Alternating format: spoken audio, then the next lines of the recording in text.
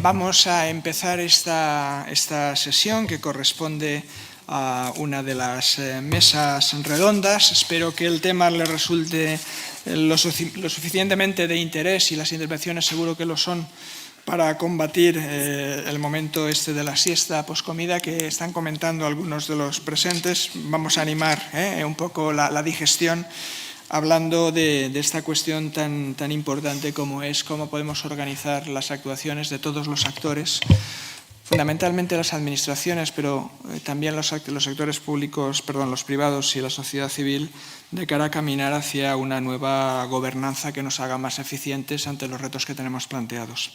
Esta mesa tiene pues una composición, por una parte, de una primera presentación inicial que nos hará ya lo diré, Pablo de Soto, ¿no?, que es el director laboral del Centro de Arte Arturo Colina, director cátedra Cambio Climático. No. Bueno, no, soy el director del Centro de Arte, laboral Centro de Arte. Arturo al final no ha venido, Arturo Colina. Muy bien, pues entonces está con nosotros Pablo de Soto, que nos hablará, digamos, de los resultados de una iniciativa que se llama Asturias de Paraíso Natural al Refugio Climático. A partir de ese momento abriríamos el turno de intervenciones de los 4 ponentes que tenemos en la mesa, que les presentaré en cada uno de los momentos de su intervención, desde diferentes ámbitos, enfoques y temáticas que caminan en la dirección de cómo se puede ir abordando con el enfoque de la gobernanza esta coordinación para afrontar diferentes retos en materia de riesgos, de clima, de ordenación o de gestión de los recursos como el agua. Así que sin más dilación, por favor, Pablo, la palabra es tuya. Adelante. Te voy a pedir cambiar las sillas, por favor. Sí, pues. Y disculpa si hay algún problemilla técnico. Hemos estado hasta el último momento afinando una presentación que queremos también que en la forma sea expresiva y, bueno, quizá no funcione todo tan fluido como queríamos. Decir que estoy aquí en calidad de director de Laboral Centro de Arte y Creación Industrial, pero yo soy de formación arquitecto, con doctorado en Comunicación y Cultura, y uno de nuestros compromisos desde el Centro de Arte y Creación Industrial es contribuir a las discusiones sobre los temas más urgentes de nuestra contemporaneidad, ¿no? Entonces, en ese sentido, hemos dedicado, pongo el cronómetro, que sí, hemos dedicado la programación, el principal foco de la programación del 2023 al clima, con una gran exposición sobre justicia climática de Oliver Gessler, que se cerró hace unos meses, y a partir del 6 de octubre con motores del clima. Pero lo que vengo a contar hoy aquí es una investigación que hemos comenzado en este contexto sobre regiones como refugios climáticos, tratando, claro, específicamente el caso de Asturias, ¿no? Decir que hemos llevado a cabo estas iniciativas en el contexto y apoyados por el programa cultural de la Presidencia Española de la Unión Europea, que sucede todo este año 2023, y una de las actividades ha sido este taller Asturias de Paraíso Natural al Refugio Climático, ¿no? Y hemos intentado abordar de manera amplia, pero claro, cuáles son, cuando hablamos de un refugio climático, ¿no?, y en el caso que tratamos, se trata de regiones que, en comparación con otras, experimentas condiciones más climáticas, más favorables y menos extremas en el contexto del cambio global. Y evidentemente el cambio climático también está llegando aquí. Ha habido sequías por primera vez en Asturias, con impactos en la agricultura, etcétera, etcétera. Pero evidentemente no son las mismas condiciones extremas que si cruzas la cordillera, ¿no? Hay ese escenario y la idea de Asturias como refugio climático ha emergido recientemente con fuerza en la conversación pública, ¿no? Y quizás, si me permitís, como un eslogan turístico, ¿no?, que continúa al de paraíso natural, ¿no? ¿Y qué hemos hecho nosotros? Pues hemos planteado una aproximación transdisciplinar, ¿no? Por una parte, juntando, en este contexto que hablaba de la Presidencia Española de la Unión Europea, juntando 35 expertos de varios países europeos. Hemos trabajado codo con codo con la Cátedra de Cambio Climático de la Universidad de Oviedo y hemos invitado también a la conversación a arquitectos y a, otros ámbitos de conocimiento. Y también hemos repetido un poco esta este acercamiento juntando a estudiantes de la Universidad de Oviedo, también de diferentes grados, ¿no? Turismo, geografía y biología, ¿vale?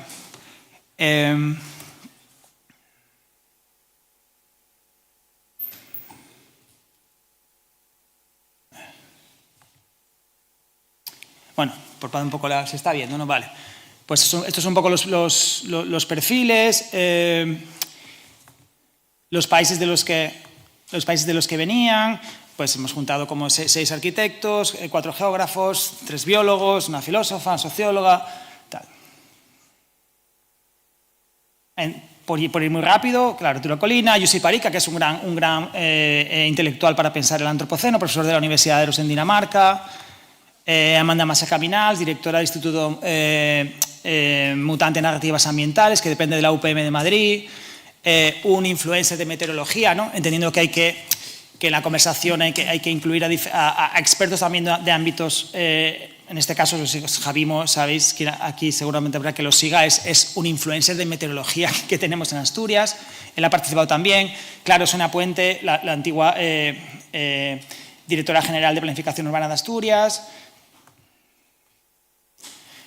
Hemos juntado con artistas también que trabajan con tema cambio climático, incluso también etnomusicólogos muy relacionados con la cultura viva en Asturias, o inclusive Marisol es la responsable del área de cambio climático del Ayuntamiento de Madrid.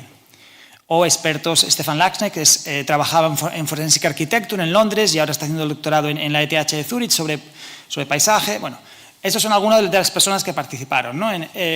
Hasta 35. Hicimos un recorrido de investigación que fue diseñado por la Cátedra de Cambio Climático, por algunos de los puntos nodales en un día, no fue un proyecto de varios días, por el oriente y el centro de Asturias, ¿no? No sé si va a funcionar los vídeos. Bueno. Y después, no sé si tiene audio. Bueno, por hablar un poco del recorrido. Bueno, el recorrido, visitamos la zona de la costa para ver los impactos de la urbanización y subidas de nivel del mar en la costa, y después la zona también de picos y todo el impacto que está teniendo, entre otras cosas, el turismo en las zonas de montaña, ¿no? Ahí estamos en el Mirador de la Boriza. Y después nos juntamos en un formato más de conversación, ya en el Centro de Arte, aprovechando esa oportunidad de juntar a diferentes perfiles para explorar las oportunidades que hay en cuanto a diseñar el futuro de la región pensando en esas nuevas condiciones climáticas, ¿no? Y fue, como entenderéis, un ejercicio más de, ¿cómo se llaman?, de fast research, ¿no? De iniciativas así ágiles. Y uno de los grupos estuvo trabajando sobre la idea de los conocimientos bioculturales y la ecología. Otro grupo de expertos trabajando, en este caso, con Jussi Parikka, con este teórico finlandés, trabajando en representaciones a partir de la metáfora del mapa de calor, en inventar instrumentos de diseño especulativo para el futuro, utilizando herramientas visuales. Un grupo también de arquitectos y geógrafos pensaron qué tipo de modelos espaciales podrían ser imaginados, ¿no? Y a modo un poco de brainstorming, ¿no? Otro de los grupos también, juntando también en este caso a biólogos con personas que trabajan en el ámbito también del arte, la importancia de las narrativas, ¿no? Como al final las narrativas son los eslogans, los memes, producen la realidad, ¿no? Contribuyen también a producir la realidad, ¿no? Entonces, estos imaginarios, las cuestiones éticas también que plantean, y este grupo les gustó trabajar la idea de Asturias como más que un refugio climático, como una frontera climática, ¿no? Y bueno, y otro de los grupos trabajó también la importancia de trabajar con las comunidades locales, con la idea de los bienes comunes, etcétera, ¿no? Y más el foco de lo que quería en este contexto de hoy, ya entrar más en detalle, es la otra parte de esta aproximación transdisciplinar, que fue dirigirnos a profesores y a estudiantes de 5 campos de conocimiento que tienen que ver al final con cómo organizamos nuestra sociedad, cómo diseñamos el territorio, al final cómo construimos las ciudades del futuro, ¿no? Que son los geógrafos, los biólogos y las personas y los estudiantes de turismo y de comercio. Vale, podríamos haber añadido más disciplinas, podríamos haber incluido aquí a los ingenieros, podríamos haber incluido aquí a los economistas, pero creímos que ya estos ámbitos de conocimiento podían generar algunos casos como, digamos, como fricciones o conversaciones que fueran de interés, ¿no? Porque si tú eres un joven estudiante que está siendo entrenado para pensar cómo explotar un recurso de manera turística, quizás haya en un momento dado un punto de fricción, por ejemplo, con un estudiante que está siendo entrenado para cómo, por ejemplo, cómo mantener sostenible un ecosistema, etcétera, ¿no? Y la metodología sí que planteamos una metodología bastante rígida, en la que, claro, los estudiantes trabajando previamente con los profesores, ¿vale? Pero les lanzábamos como la pregunta de, ante esa perspectiva, esa transición de Asturias de paraíso natural a refugio climático, ¿no? Simplificado, con todas esas complejidades, como qué aspectos consideráis que hay que tener en cuenta, Obviamente no como opinadores, sino como personas, sino como futuros expertos, ¿no? Como esos jóvenes asturianos que son los que en el futuro van a pensar y van a contribuir desde sus ámbitos a construir esta región, ¿no? Y ahí los geógrafos o los estudiantes de geografía destacaron 5 aspectos a tener en cuenta, ¿no? Uno es que la condición de refugio climático no es permanente y la posible llegada de nueva población será coyuntural, ¿no? Que está utilizada con fines de explotación laboral, ¿estaba en situación de irregularidad? ¿Alguien está hablando? Pero también se podría dar el caso de que estuviera regular, quiero decir que tuviera un contrato, pero en realidad eso fuera un contrato fraudulento, que eso yo creo que se valora esas situaciones, o sea, que se hacen un contrato que dice que se paga tanto, pero al final no se paga tanto, sino que se paga mitad y luego se pasa, vienen a ser las condiciones laborales, vienen a ser un poco más o menos las mismas que usted relata. Ahí estaríamos en esa misma situación. Ahora, vale. Pues eso, uno de los aspectos como que esta situación desde el presente se entiende como que va a ser permanente, pero que quizás no sea tan, va a ser coyuntural, ¿no? Otro aspecto, que la prevención y minimización de los riesgos naturales es prioritaria ante un escenario de recrudecimiento de los mismos. Un tercer aspecto que destacaron es... Hay muchas que empiezan en situación irregular y luego están en las casas y luego al final los jefes que tienen en ese momento que las emplean, pues les acaban haciendo el contrato después de haber pasado a lo mejor allí bastante tiempo trabajando en esas condiciones. Entonces hay un impasse ahí de que acaban teniendo el permiso de trabajo y no sé si eso...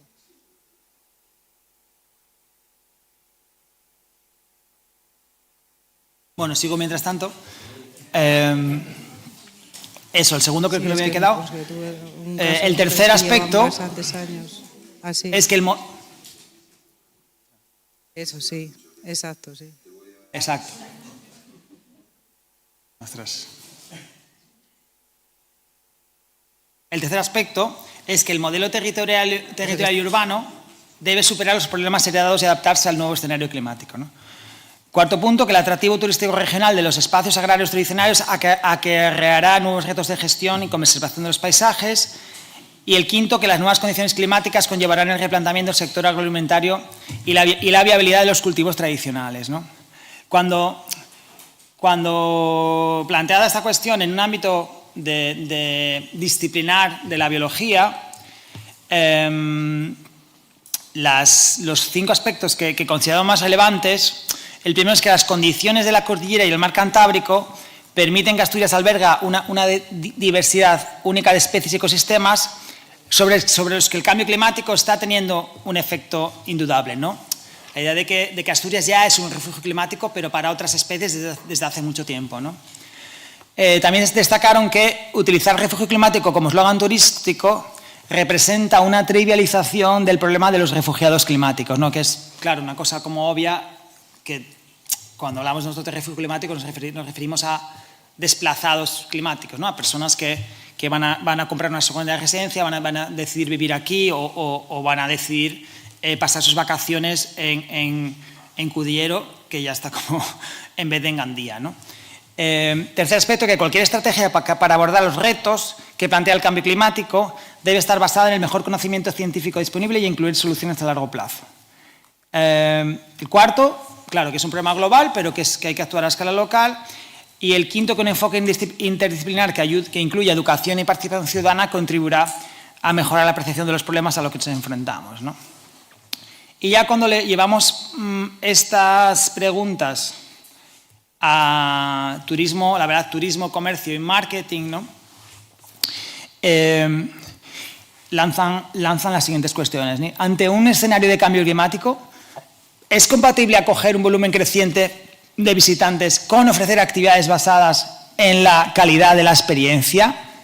Y ellos dicen que sí, como que puede ser posible, ¿no? Que la idea también ahí de la modulación, la idea de las políticas públicas que hay que llevar a cabo, y cuando hicimos el debate la semana pasada, pues sacaron también algunos casos de estudio donde se ha conseguido regular, digamos, la gallina de los huevos de oro sin matar a la gallina, ¿no? Porque claro, una de las cuestiones que planteábamos con los profesores y con los estudiantes es cómo hubiera sido esta actividad realizada en el Mar Menor hace 40 años, ¿no? Segundo aspecto, ¿ante qué tipo de impuestos ambientales territoriales nos encontraremos en el noroeste peninsular? Tercer aspecto, cambio climático. ¿Qué estrategias innovadoras pueden emplearse a corto y medio plazo en torno a la marca Asturias Paraíso Natural? ¿Cabe la posibilidad de que se produzca un cambio de enfoque y redirección de la marca? Cuarto, si llegan más turistas a Asturias en verano, ¿habrá que incrementar muchos servicios? ¿Cómo se financiarán? Y ya planteamos la cuestión de si es una opción implementar la tasa turística, ¿no? Y ya para finalizar, frente al desafío que supone el aumento de turistas en Asturias, ¿qué repercusiones se producirán en el ámbito productivo y comercial asturianos? ¿Cuál será el perfil del nuevo desplazado climático? ¿Llegarán para quedarse? ¿No? Y creo que en el tiempo he estado 15 minutos exactos. Y nada, muchas gracias. Ese es ahí mi mail de contacto. Invitar también a quien quiera continuar un poco con esta conversación. En el Festival de Cine de Gijón estrenaremos el documental, que es el resultado también de esta investigación. Gracias. Muchísimas gracias.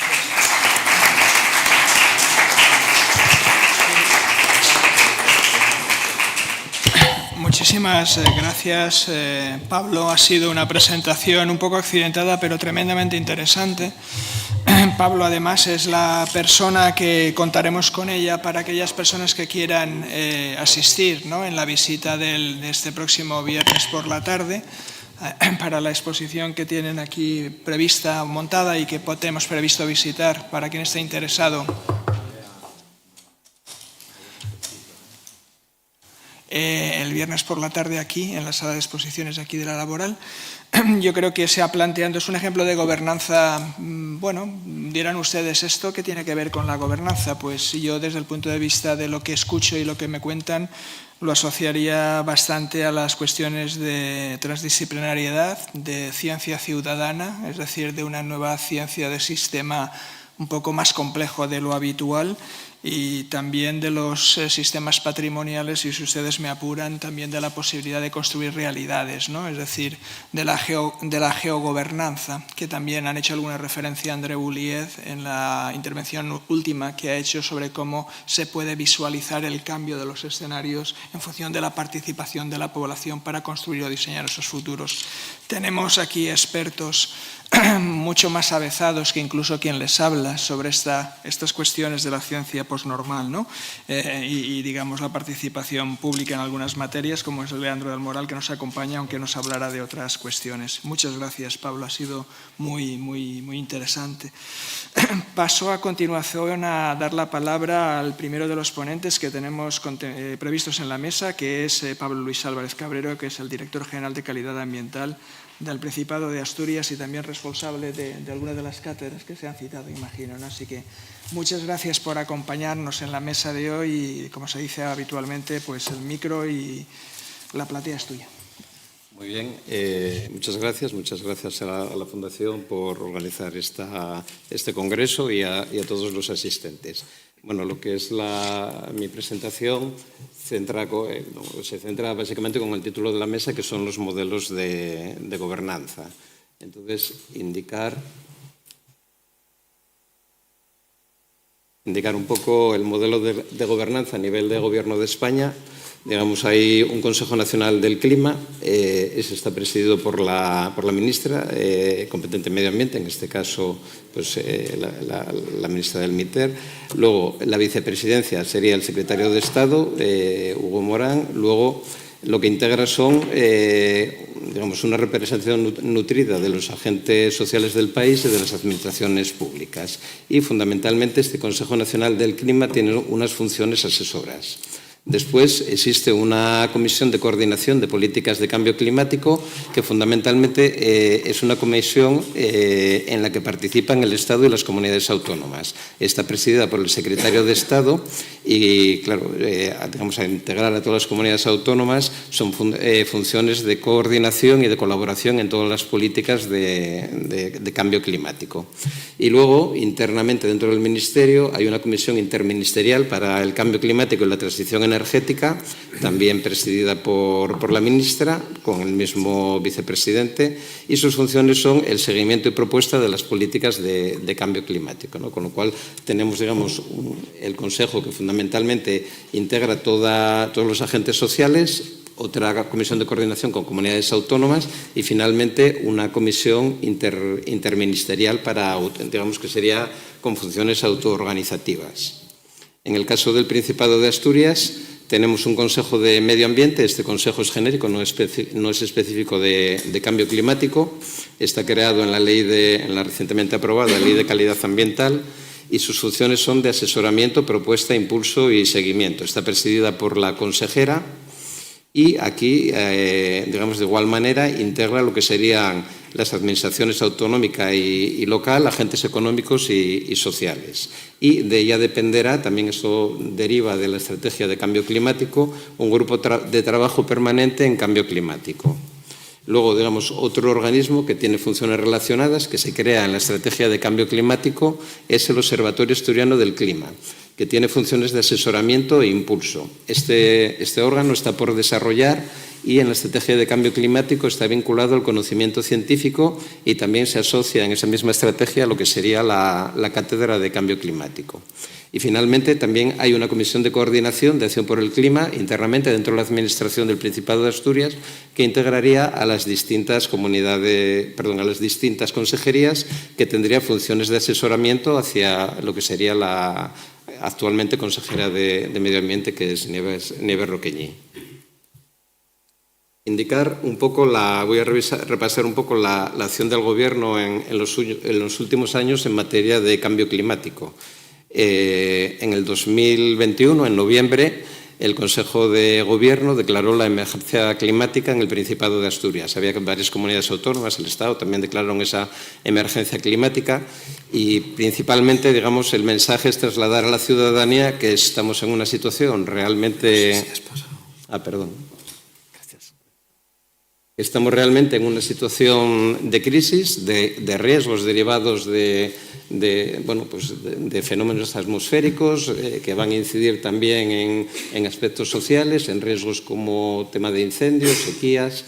Entonces, es muy importante que la ciudadanía se dé cuenta que estamos en esta situación, más allá, digamos, que notemos que el clima está cambiando y que esto tiene, en el caso de Asturias, pues un periodo parece de veraniego más largo, ¿no? Pero esto trae también muchos riesgos y también situaciones de escasez que pueden verse derivadas hacia el agua o los propios alimentos.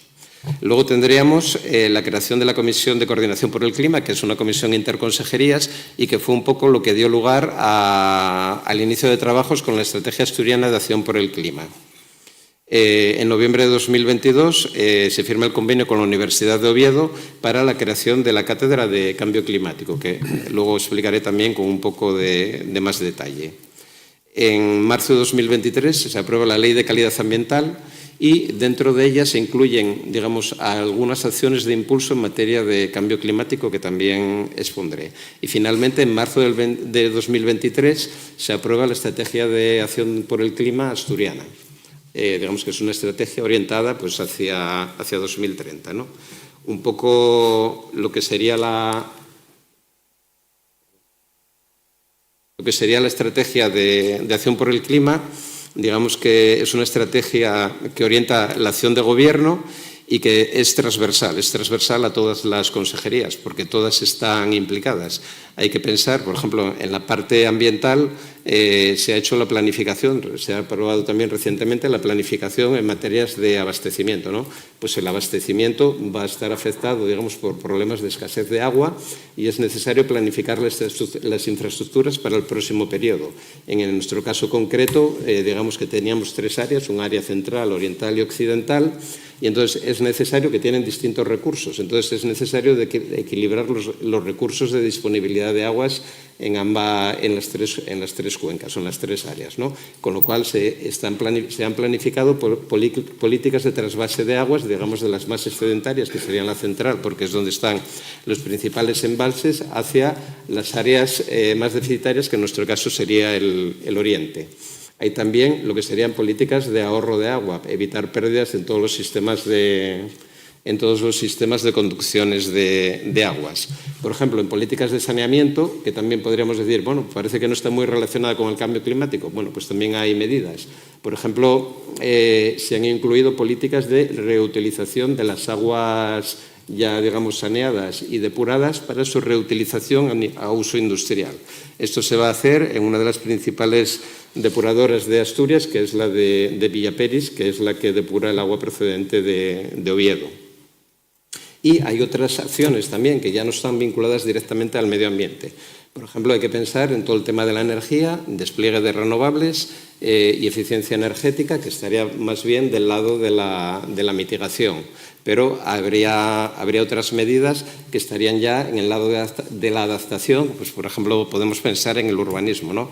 Digamos que actualmente las políticas urbanísticas están orientadas a modificar el modelo de ciudad. Por un lado, digamos, modificar lo que serían los desplazamientos, digamos, hacer ciudades, digamos, donde la movilidad sea mucho más peatonal. También, digamos, tiene que haber un reverdecimiento para evitar islas de calor. Digamos, hay un movimiento bastante grande en toda Europa, digamos, a eliminar, digamos, la urbanización dura, que solía ir asociada a encauzamientos de tramos urbanos de ríos o, digamos, parques también, digamos, demasiado pavimentados, y recuperar también la capacidad de drenaje de los suelos urbanos, ¿no? Entonces vemos que hay muchas políticas. Bueno, luego estaría también toda la parte de evaluación de riesgos que puedan derivarse de fenómenos extremos, que parece que van a ser mucho más frecuentes, ¿no? Todo lo que sería los riesgos asociados sobre todo a ríos y dinámica litoral. Bueno, como iba diciendo, esto es fundamental, mi interés fundamental es trasladar de que esta estrategia afecta a muchas consejerías, que no es exclusiva de la Consejería de Medio Ambiente. Y el objetivo pues, está alineado con las políticas europeas de reducción, digamos, de las emisiones en un 55% respecto a 1990 para el año 2030, integrar variables climáticas en la planificación y las políticas, orientar el conocimiento científico y formar y sensibilizar a la población. Bueno, a modo indicativo os indico que hay 10 líneas de actuación y 141 medidas en esa estrategia. Había citado también la Ley de Calidad Ambiental. La Ley de Calidad Ambiental se aprobó en marzo de 2021. Fundamentalmente es una ley que regula los regímenes de intervención de la Administración autonómica, pero tiene un capítulo dedicado, digamos, a unas medidas más generales en la que, digamos, se incluyen medidas relacionadas con el cambio climático. Por un lado, tendríamos la creación del Consejo de Medio Ambiente, que cité anteriormente.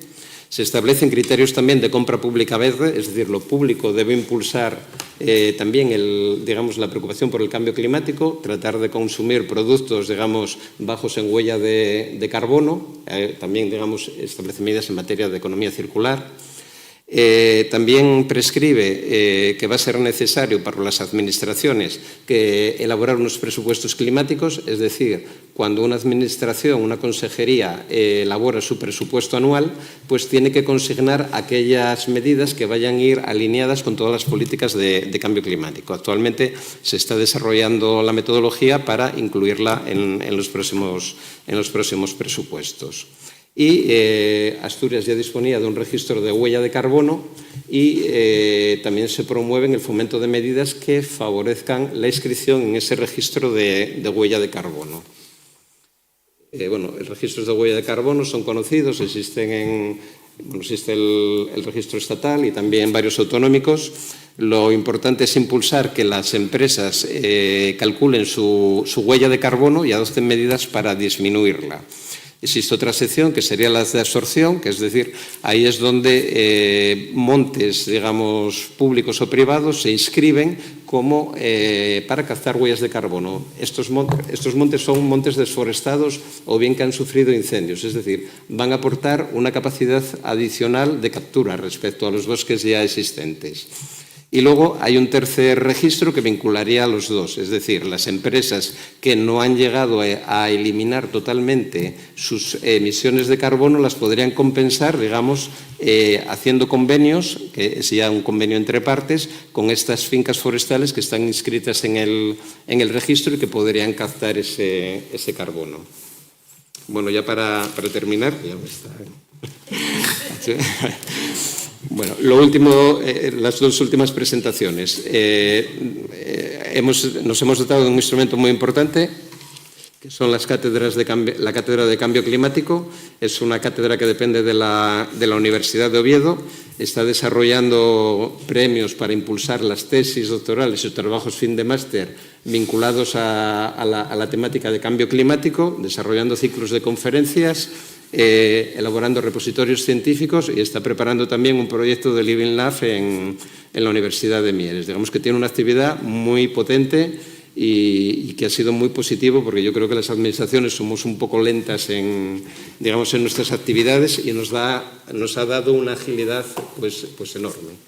Y ya para terminar, yo solo quería indicar que la gobernanza, yo entiendo que en materia de cambio climático tiene que ser global, ¿no? Porque pequeñas acciones que nosotros desarrollamos evidentemente no van a cambiar el clima, pero nuestro esfuerzo es importante y también nuestra acción, digamos, nuestro impulso, el impulso que podemos dar en España, en Asturias o en Europa es importante también a nivel mundial. Las grandes preocupaciones o grandes impactos que existen actualmente, hay que pensar el enorme crecimiento demográfico que tenemos. Ese crecimiento demográfico lleva a un consumo energético muy superior seguramente al que nos podemos permitir y luego hay que pensar también que los conflictos bélicos, que no dejan de ser una lucha por los recursos, pues también están, digamos, haciendo pues con todos estos bombardeos, quema de tanques de combustibles, bombardeos a gasoductos, pues unas emisiones de gases de efecto invernadero que yo creo que nos ponen en una situación aún peor. Pero yo creo que nuestra actividad diaria y nuestro ejemplo pues tiene que ser importante. Y ya cedo el... Bueno, muchísimas gracias, Pablo Luis Álvarez Cabrero, director general de Calidad Ambiental del Principado de Asturias. Nos has ofrecido, digamos, la demostración en la práctica cómo, al menos desde el punto de vista más normativo o administrativo, se realiza este ejercicio de gobernanza tanto multinivel, ¿no? digamos la gobernanza vertical, como esos intentos, a veces teóricamente más fáciles, que serían interdepartamentales, ¿no? De integralidad, que una cosa es las comisiones, etcétera, los instrumentos, las estrategias y luego las rutinas de trabajo, que es seguramente lo que nos faltaría ir avanzando en estas cuestiones, ¿no? Bueno, muchísimas gracias. Yo creo que que ha sido una intervención que nos sitúa el marco desde el punto de vista institucional. Es grato escuchar todos estos esfuerzos e iniciativas que se están desarrollando. Cambiamos un poco el foco y del ámbito más institucional, más normativo, más de la gobernanza como, digamos, estructura o precondición normativa o digamos, institucional, pasamos a unos enfoques un poco más, digamos, de carácter temático, diría yo, ¿no? Para eso contamos con la intervención de tres especialistas, referentes seguramente por el trabajo que vienen desarrollando desde hace ya bastante tiempo. Y quisiera agradecerles que estén aquí por la relación personal que en algunos casos también tenemos algunos de nosotros, como es en este caso Jorge Olcina Cantos, catedrático de Geografía, geografía en general, aunque nuestra denominación es un poco más particular, de análisis geográfico regional o geografía regional, pero catedrático de Geografía de la Universidad de Alicante, experto sobre todo en cuestiones de clima y de riesgos, ¿no? Y también responsable de una de las cátedras de cambio climático y de sostenibilidad desde aquella universidad. Así que, Jorge, cuando quieras. Pues muchas gracias, Chimo. Gracias por la invitación a Fundicot y gracias por su asistencia a esta sesión. Vamos a hablar de lo que nos pidieron para participar en esta sesión, que es de esos modelos de gobernanza que tienen que empezar a desarrollarse para poder llevar a cabo políticas y prácticas de mitigación y adaptación al cambio climático. Bueno, rápidamente la realidad. La realidad es la que estamos viviendo. Ahí tienen la evolución de las temperaturas terrestres y marinas y estamos en un momento decisivo. De nosotros depende la decisión que debemos tomar como humanidad para normalizar el clima o para seguir como estamos, batiendo récords cada año de emisiones a la atmósfera, con los efectos que ya estamos viendo. En algunas regiones se ven más que en otras, eso que llamamos las primeras evidencias de calentamiento. En latitudes ibéricas lo que se está produciendo, como saben, es el efecto de esa acumulación de gases. Eso está alterando el balance energético del planeta. Está demostrado que el balance está ya desajustado entre 0,6 y 1 vatio por metro cuadrado, valor suficiente, aunque nos parezca pequeño, para alterar todo lo que es la composición térmica del planeta y los efectos que estamos viviendo. Y aquí se da otra circunstancia singular, y es que una de las células básicas de lo que llamamos la circulación atmosférica, la célula de Halley, ¿no?, que es la que hace el intercambio de calor hacia latitudes medias, se está dilatando hacia el polo, ¿no?, hacia el polo norte. Ocurre igual en el hemisferio sur. Eso quiere decir que vamos a tener un tiempo con mayor abundancia de días estables, anticiclónicos, con los efectos que eso ya estamos notando que está trayendo para el abastecimiento de agua, para las reservas de agua y el abastecimiento en el campo y en las ciudades, ¿no? Algunos ejemplos de lo que puede ocurrir, lo que está ocurriendo, el incremento, por ejemplo, de esas precipitaciones intensas, la modelización que ha hecho AEMET, que por cierto está trabajando magníficamente, ¿no?, esta cuestión, la unidad que tiene de modelización climática para las próximas décadas hasta final de siglo, ¿no?, cómo se va a incrementar las lluvias intensas. Y lo que estamos notando también es que empiezan a ser más frecuentes los llamados eventos extremos, ¿no? Estamos oyendo en las últimas semanas las danas, las precipitaciones torrenciales, ¿no?, que están causando daños. Hemos oído semanas anteriores hablar de calor, ¿no?, de un calor muy prolongado, muy poco confortable. Llevamos ya varios veranos de esta manera y notamos en algunas zonas también el incremento de los temporales marítimos, ¿no?, con el agravante de que algunas zonas están ocupadas por viviendas, como ven ahí, ¿no?, las zonas de concesión administrativa, de dominio público marítimo terrestre, incomprensiblemente alargada con la Ley de Costas del 2013, y que ahora los propietarios se dan cuenta del riesgo en el que están latente viviendo, ¿no? Ahí tienen una de las zonas de la costa mediterránea donde ya hay algunas viviendas que se han destruido por los temporales de levante que llamamos allí, que ya no se han vuelto a levantar, ¿no? De todo esto, esta es la realidad, y a esto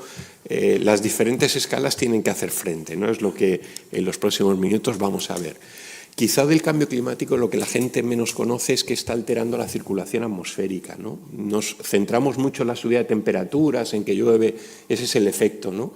Pero lo grave, lo problemático es que está alterando la dinámica atmosférica, ¿no? Esto quizás menos conocido, pero como ven ahí, las zonas de circulación, especialmente la circulación subtropical, se está ensanchando hacia los polos, ¿no? Y en el fondo somos sociedades, como sabemos, de riesgo, ya nos lo caracterizó, nos lo catalogó el sociólogo Ulrich Beck en los años 80, y efectivamente es así, ¿no?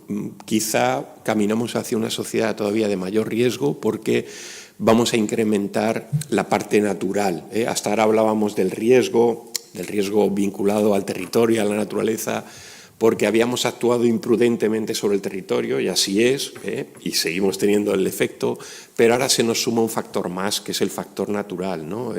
Esa parte pues no la teníamos considerada, el proceso de cambio climático nos la ha vuelto a poner de manifiesto. Y frente a esto, la realidad política que ya se está viviendo en algunos territorios hace más tiempo, en otros pues en las últimas semanas, meses, porque se han producido cambios.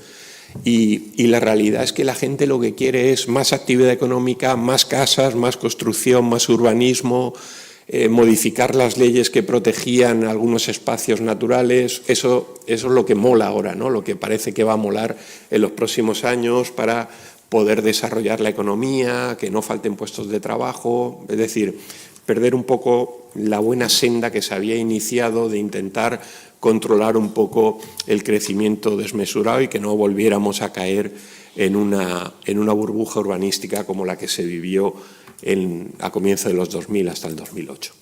Miren, el cambio climático nos obliga a hacer 4 cambios muy importantes en planificaciones destacadas. Toda sociedad democrática que se precie tiene que llevar a cabo cambios en estas planificaciones, que es la planificación económica, la planificación territorial, la planificación hidrológica, que en nuestro país afecta o impacta mucho, y la planificación de las emergencias, ¿no? Podríamos incluir la sanitaria también, porque estamos viendo cómo se van produciendo víctimas mortales, 5.800 en 2002 por efecto del calor en España, 6.800, 1.000 personas más en este 2023 por efecto del calor. A esto es a lo que tenemos que dedicarnos, ciudadanía, academia y administración, a empezar a aportar soluciones para cambiar la manera de planificar que ya no se adapta a la realidad climática que tenemos, ¿no? Por tanto, el cambio climático que está incentivando también los extremos, ¿no?, tiene que incorporarse a la planificación territorial, no nos queda otra, ¿no? Contamos con 2 herramientas interesantes, ¿no? Trabajar con la infraestructura verde y trabajar con los modelos, ¿no? Y eso, bueno, pues afortunadamente la ciencia, la técnica ha ido mejorando en los últimos años para poder ofrecernos productos interesantes que podamos aplicar ya en la planificación territorial. Ahí tienen algunos ejemplos, ¿no? Bueno, hay que atajar o trabajar con lo que sería la modificación de los valores normales y de los valores extremos, ¿no? Porque los dos tienen impacto en el territorio, y si hablamos de territorio hablamos de sociedad y de actividades que se desarrollan sobre él. Ahí tienen un poco las escalas que están trabajando ya esta cuestión, ¿no?, de lo que llamamos políticas de mitigación, políticas de adaptación, ¿no? Digamos que es todo un mix, o tiene que ser un mix, no podemos apostar por unas o por otras, aunque es verdad que ante la realidad que está manifestando el proceso de calentamiento, que se está incrementando desde el año 2010, ¿no?, va a un ritmo más acelerado de lo que pensábamos, las medidas de adaptación van a ser fundamentales. Hemos activado las de mitigación, estamos intentando cambiar el modelo energético, ¿no?, al menos en algunos ámbitos como el europeo, y aquí en nuestro país ya lo estamos notando, ¿no? Pero la maquinaria tiene que empezar a rodar con mucha velocidad en las políticas de adaptación. Bueno, ¿qué nos puede ofrecer la modelización a la planificación? Bueno, primero hay que conocer lo que hay, como les pongo ahí. Hay que conocer lo que puede pasar y bajarlo a una escala local. Es, digamos, lo más complejo, ¿no? El trabajar con modelos de escala local, ¿no?, de temperatura, de precipitaciones, de confort, etcétera, ¿no? Y luego diseñar las medidas que debemos llevar a cabo. Estamos en unos años decisivos que ya no nos podemos quedar en la teoría. o en la elaboración de productos que puedan ser muy bonitos, unos mapas. No, hay que empezar a practicarlos, ¿eh? Las administraciones tienen que empezar a ponerlos en marcha, ¿no? ¿Qué pide la planificación territorial a lo que llamaríamos la cartografía climática, ¿no? A la ciencia climática que está trabajando con estas cuestiones de cambio climático y de extremos? Pues nos pide que representemos primero los valores normales, ¿no? Cómo sube la temperatura, cómo cambian las lluvias, cómo perdemos confort, que representemos los eventos extremos, ¿eh? En España pues mucho vinculado con el agua, porque es lo que más daños económicos genera, ¿eh? Pero también estamos viendo que el viento o el calor extremo, ¿eh? Y luego, bueno, pues aquellos mapas de riesgo climático que ya por ley estaríamos obligados a hacer, ¿eh? Acuérdense del artículo de la ley del 2015, artículo 22, estamos obligados a elaborar mapas de riesgos naturales. Nos lo dice así la ley del suelo del 2015, que tenemos que cumplir, pero que lamentablemente no estamos cumpliendo como deberíamos, ¿no?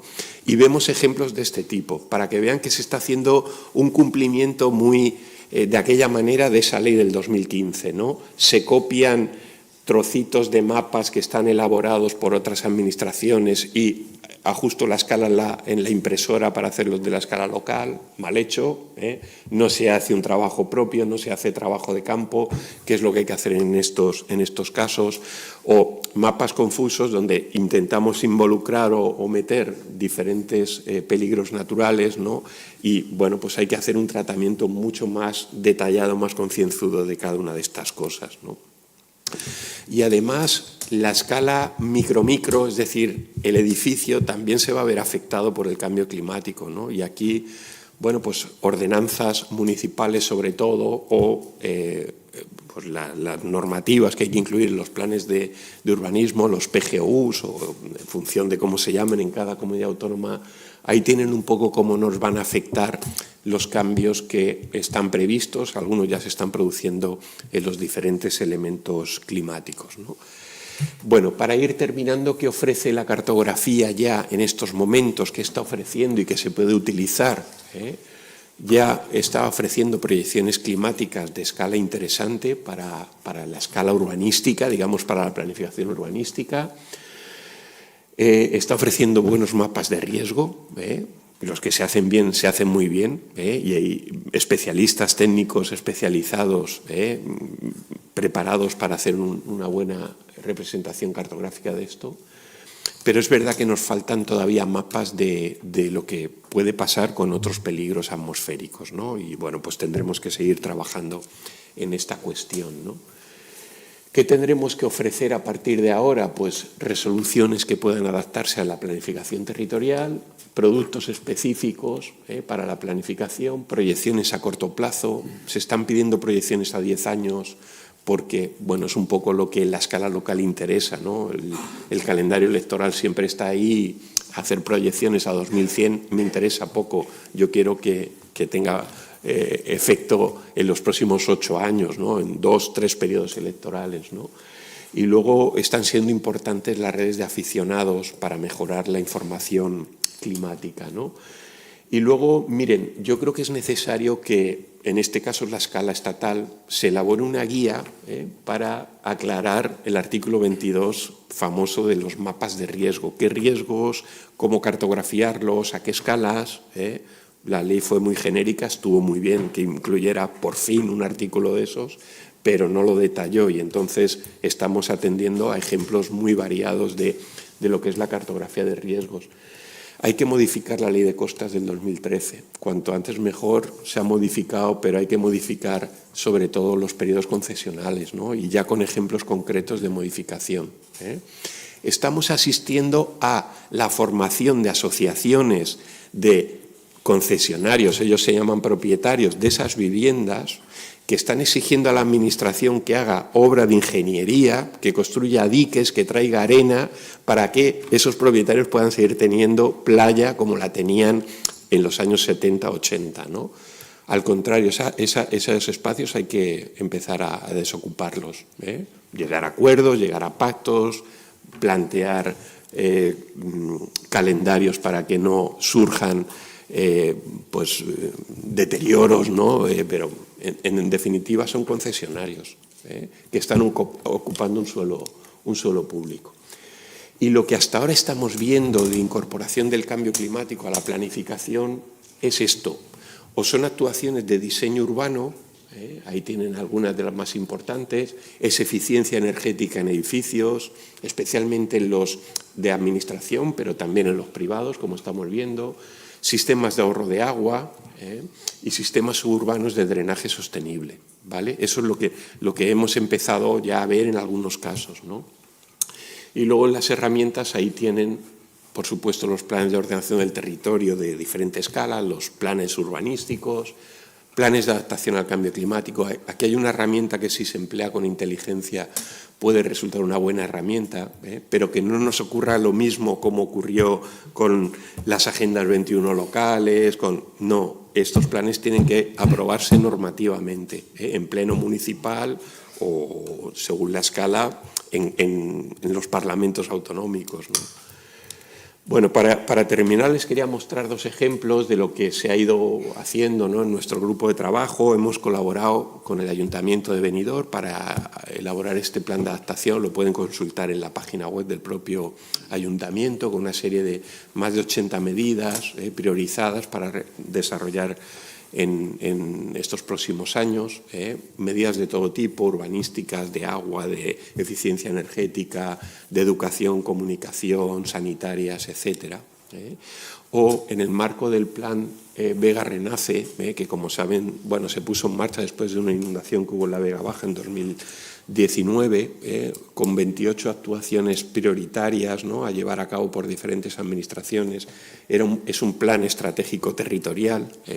La pena es que no es un plan normativo y bueno, el vaivén político puede acabar con él en breve plazo, pero se han llevado a cabo actuaciones de este tipo, ¿no? Se están elaborando ya parques inundables, se están construyendo depósitos pluviales para almacenamiento de esas lluvias que estamos notando, ya termino, que están cambiando, que son lluvias de aluvión, son lluvias de más de 50 litros, entre 50 y 100 en apenas una hora, y que este tipo de sistemas puede resultar eficaz para su contención. Por último, una experiencia que hemos llevado a cabo en la ciudad de Alicante con el empleo de la inteligencia artificial, ¿no?, con compañeros de la Escuela Politécnica, del Departamento de Arquitectura. Pues hemos desarrollado cómo podría ser la ciudad del futuro, adaptada al cambio climático. Bueno, está claro que todo esto es un ejercicio teórico, ¿no? Y bueno, pues queríamos probar si este tipo de herramientas puede ser de utilidad, ¿no? Necesitamos, es verdad, ciudades más verdes, más sombreadas. En algunas zonas de España, en el Mediterráneo, se está viendo de forma muy latente, y ciudades con agua para podernos refrescar en verano, ¿no? Bueno, pues con esto yo termino y quedo a su disposición para lo que necesiten. Gracias.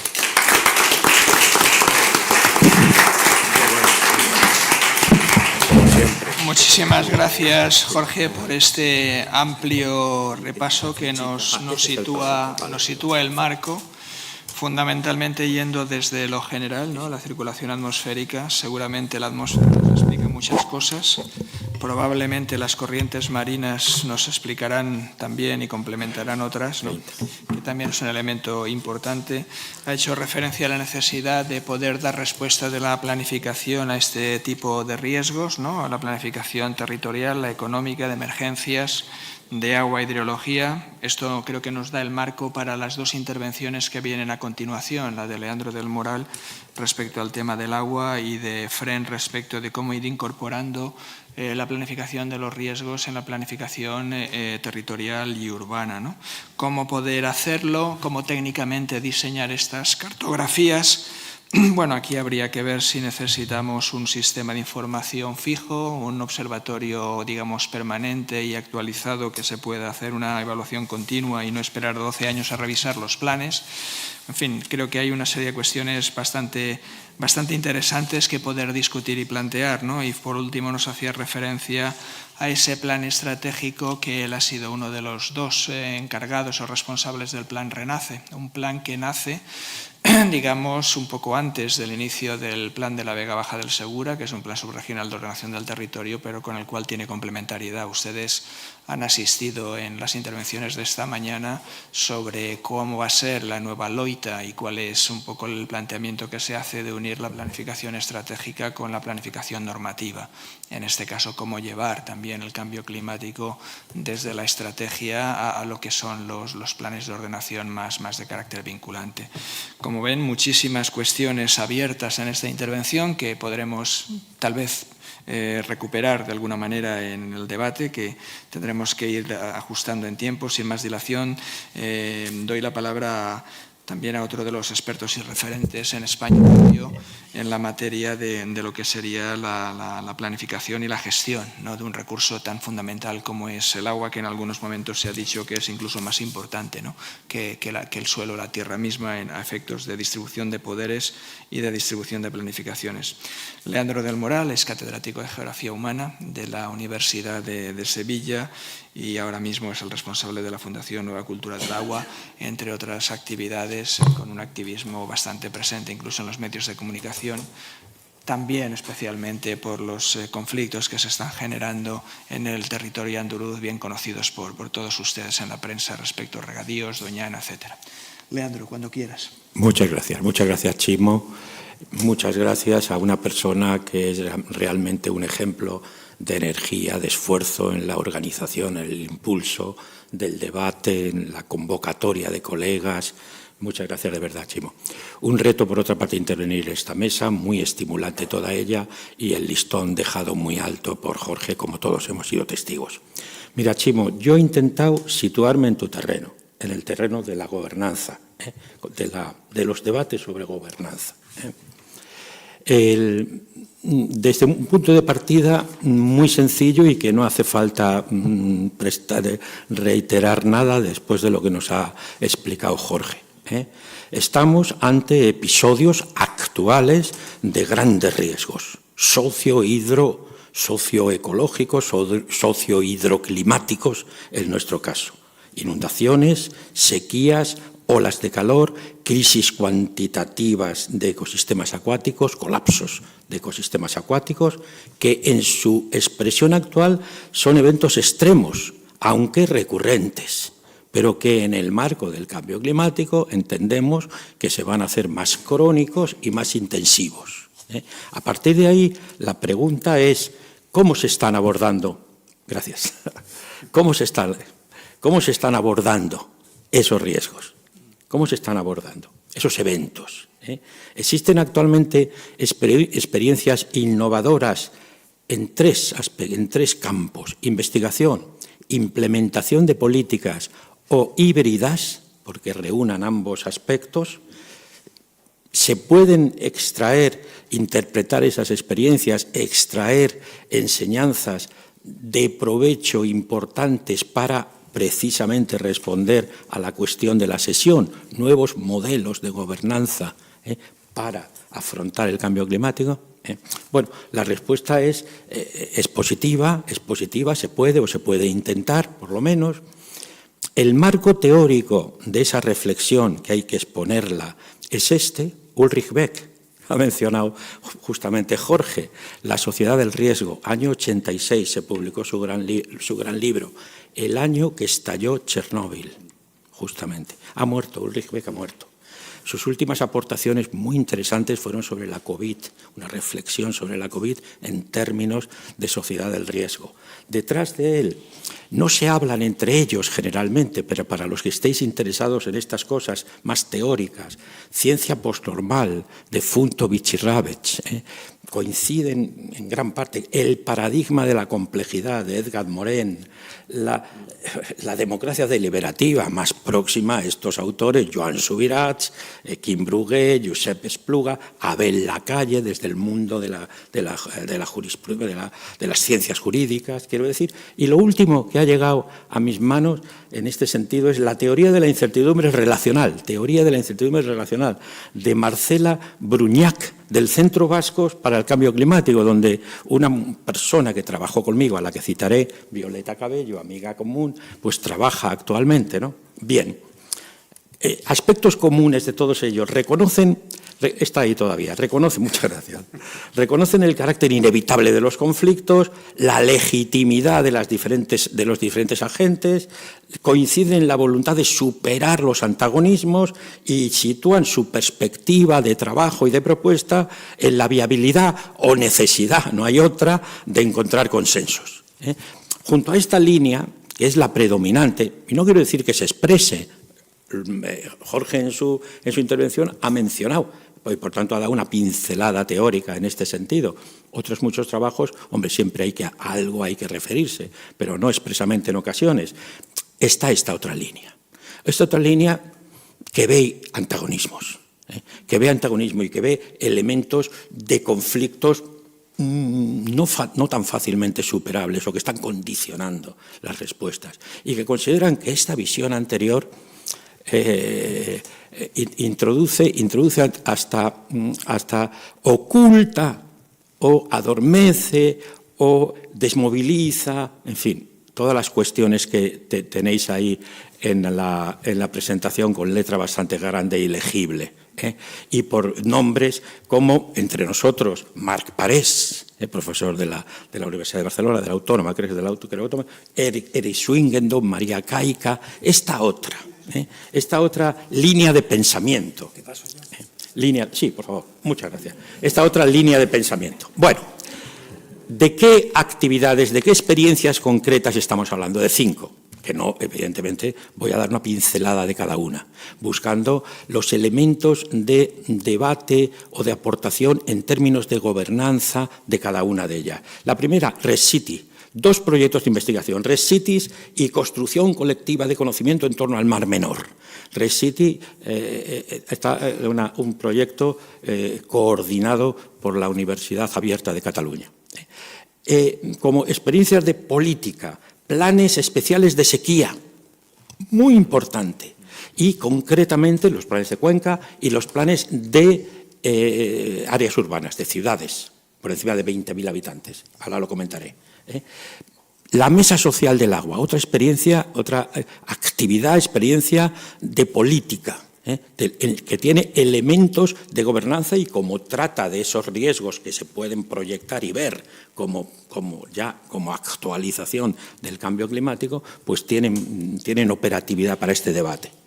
Y como híbrida, Ebro Resilience, que es un programa LIFE. La siguiente, por favor. Entrando por la pincelada a cada uno de estos proyectos. El proyecto RESCITIs, Ecología Política de Resiliencia Urbana a los Fenómenos Hidroclimáticos en España, se desarrolló prácticamente durante la pandemia, del 19 al 22, y desarrolló un análisis comparado de 2 ciudades, Barcelona y Sevilla. Entre otras muchas cosas, porque recaló en la ola de calor y recaló en cómo se está abordando las olas de calor en cada una de esas ciudades, qué se está haciendo, qué efectos están teniendo las actuaciones, etcétera. Pero una de las líneas de trabajo a lo largo de los 3 años fueron plantearse estas preguntas. ¿Qué espacios de colaboración con la Administración o con otras entidades se han generado para la acción y la gobernanza climática urbana? ¿Qué motivaciones y expectativas tienen las entidades sociales para involucrarse? ¿En qué medida las entidades activas en la acción climática colaboran con la Administración para la gobernanza climática y qué límites perciben? Voy a utilizar alguna de las conclusiones de esto para las conclusiones finales. Segunda actividad, esta del Mar Menor, que desarrolló precisamente Violeta Cabello con ese marco teórico de Marcela.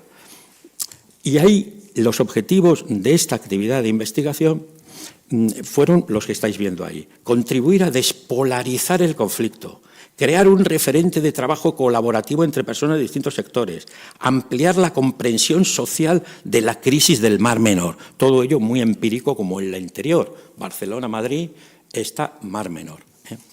Como actividad de carácter híbrido, es, como adelantaba, el proyecto Ebro Resilience. Este es un proyecto LIFE de 7 años de duración, de 13 millones de euros de financiación, con actuación operativa en 3 tramos del río Ebro, que pretende aliviar inundaciones con políticas de adaptación, con medidas de adaptación, además de una reflexión y una aplicación en términos de gobernanza, porque lo otro sería, claro, muy interesante, pero se saldría un poco del ámbito del tema de la gobernanza, tendría aspectos técnicos, hidrológicos, etcétera. En el tema de la gobernanza, dirigido en este caso por Alba Ballester Ciuró, una especialista politóloga catalana de Tortosa, está radicada en Zaragoza, en donde desarrollaba, atención, grupos de transformación de conflictos, propuestas para dotar a la población local de herramientas para mejorar su preparación ante estos fenómenos,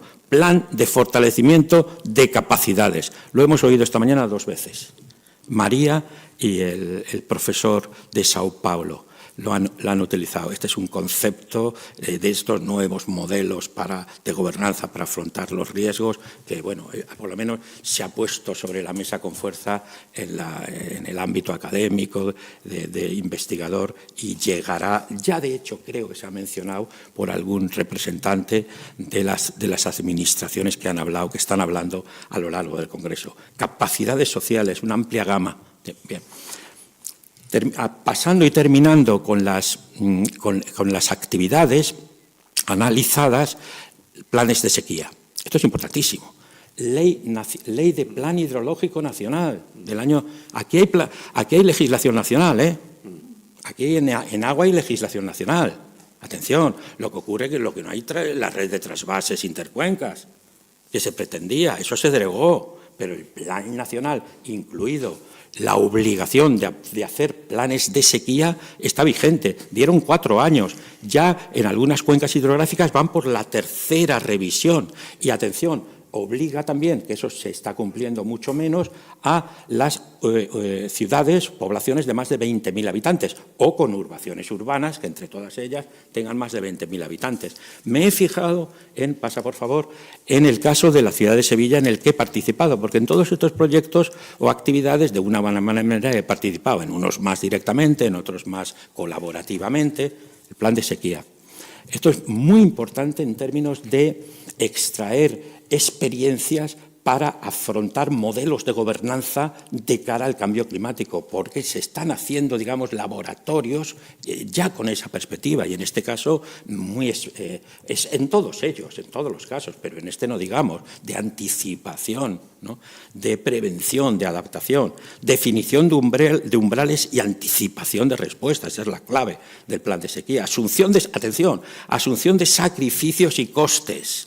Esto va a ser fundamental para las conclusiones.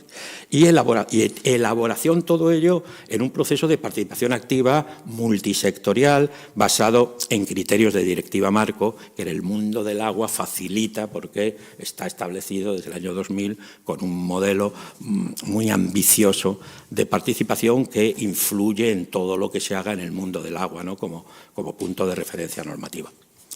Por último, la mesa social. La mesa social es una experiencia de un carácter muy diferente. Es una experiencia que lo que hace aporta información sobre la coordinación, cooperación de agentes sociales, que son una de las patas, claro, del proceso de gobernanza, ¿no? del mundo de la gobernanza. En este caso, lo importante es que son sectores muy diferentes, todo el mundo ecologista con el mundo agrario. No todo el mundo agrario, pero buena parte del mundo agrario es representativo. No alternativo, eso se da por supuesto. La agricultura ecológica, la agricultura de altermundista o de las garantías alimentarias, etcétera. No, del mundo convencional del sector agrario como COAC y UPA, pasando por los sindicatos, etcétera. Con posicionamientos en los debates de los debates de la gestión de las sequías en el Guadiana y en el Guadalquivir, que son tremendas, estos últimos 5 años, y con posicionamientos en cuestiones muy concretas que apuntan a debates que se van a venir cada vez más y más y más, como son las comisiones de desembalse que regulan las dotaciones y que reducen las dotaciones en situación de sequía, o como son los mercados del agua que se han operado y que hay 2 modelos, uno mercado entre individuos y otro un mercado público que augura grandes debates sobre cómo afrontar un elemento clave del cambio climático, que es la reducción de recursos, ¿no? La reducción de recursos de todo tipo de recursos, ¿no? Bien, conclusiones y propuestas extraídas de la combinación de coincidencias entre estos grupos. Primero, tendencia general de consolidación de participación. Lo de la participación, que tan manido es y que tantos disgustos nos da en términos de eficacia y de resultados, va a más. Va a más. Es tan incuestionable que va a más. No se puede partir, no se ha desgastado. En mi opinión, no se ha desgastado. En los procesos de toma de decisión ha sido particularmente relevantes en políticas ambientales de escala local. Porque, claro, el tema es que multiescalar tenemos que llegar usted debería de llegarse a lo global, y esos son ya mundos que se van de nuestras manos. Pero la escala global, local, entendido por local, hasta lo regional, o hasta más arriba de lo regional, porque depende precisamente de la existencia de redes, de actores, de agentes que se consideren con capacidades de comunicación, de interlocución, de deliberación, de decisión, ¿no? Bien, no obstante, ya lo tenéis ahí, la experiencia práctica demuestra, incluso en los procesos más deliberativos, que las decisiones finales pueden quedar fuera de la esfera pública y responder a dinámicas de poder que no son explícitas. Lo hemos tenido, se ha hablado de ello esta mañana y toda la jornada de ayer. Decisiones, o sea, que hay ahí como todo, paradójica, una demanda, una consolidación de la participación, a la vez que se reiteran estas situaciones. Sí, pasa, por favor. Ahí está. Núcleo común. ¿Es esa? Sí, no me parece que no. Ah, vale, correcto, sí, porque la he cambiado. El núcleo común del debate, estoy ya prácticamente terminando. El núcleo común del debate, en todos los casos, costes de la transición. La transición no es gratis. Costes no, sacrificios. Menos energía, menos agua ya. En la mesa social del agua, en la que participo activamente, no se maneja el concepto, la categoría de decrecimiento. Hoy hay que comer menos carne, hoy hay que coger menos el avión. No. Hay que utilizar menos agua. No. Hay menos agua.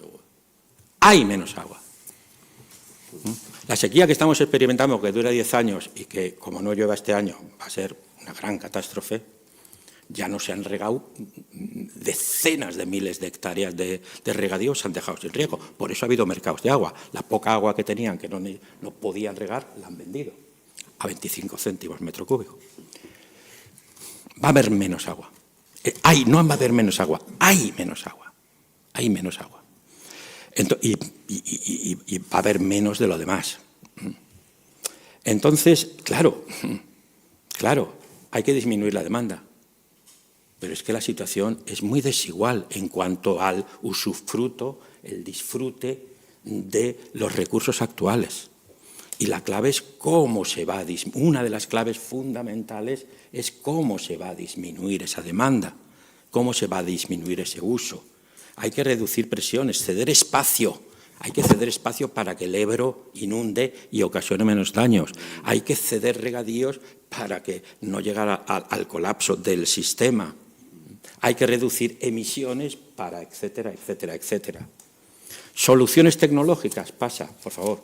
Soluciones siempre bien recibidas y en algunos casos extraordinariamente operativas. La reducción de agua en sistemas urbanos. No se sabe, no se explica, no sé por qué. En Sevilla se ha reducido un 45%, ahí tenéis, eso es oficial de Emasesa. En la página web de Emasesa no, debería estar, no lo está, en un documento. 45%, Chimo, desde el año 91 hasta el año 2022, 2023. 45% con 200.000 habitantes más. ¿Gracias a qué? A cambios de operaciones de consumos, que eso no es tecnología, también tecnología, porque son cambios de electrodomésticos menos consumidores, por ejemplo, lavavajillas, etcétera, etcétera, y también operaciones, funcionamientos, mejoras tecnológicas en la propia empresa. Pero, como sabemos, eso no es suficiente. Eso no solo no es suficiente, sino que a veces es incluso contraproducente. En el regadío está siendo contraproducente. Las mejoras también son extraordinarias. También son extraordinarias. ¿Pero qué pasa? Pasa, por favor. Las mejoras son extraordinarias, pero ha operado el efecto rebote, la paradoja de James Bond, formulada a mediados del siglo XIX, y, bueno, con mucha eficiencia, evidentemente con más producción, con cambios de cultivo, con cambios de sistema, más consumo de agua, más estresamiento de las cuencas. Eso está ya prácticamente ahí. No hay unanimidad, porque nunca hay unanimidad en las cosas, ¿no? Por tanto, bien, el tema, este reparto se da en unas situaciones, como también se ha presentado esta mañana en algunas de las presentaciones de las conferencias, en una realidad de aumento de la polarización, aumento de las desigualdades y aumento de las diferencias de poder de decisión. Esa es una tontería. El regadío de olivar en Andalucía, al lado de otros problemas nacionales y globales, es peccata minuta, pero claro, para el agua es muy importante. Están produciendo fenómenos de intensificación del olivar, en fin, de cientos, decenas de miles de hectáreas en terrenos que eran ya con operaciones, ya no son los antiguos agentes de estos procesos, sino nuevos agentes, Leandro, tenemos que fondos de inversión, etcétera, no solo en Andalucía, sino en otros muchos lugares. Leandro. En resumidas cuentas, y esto sí que es lo último, y en resumidas cuentas, y esto sí que es lo último.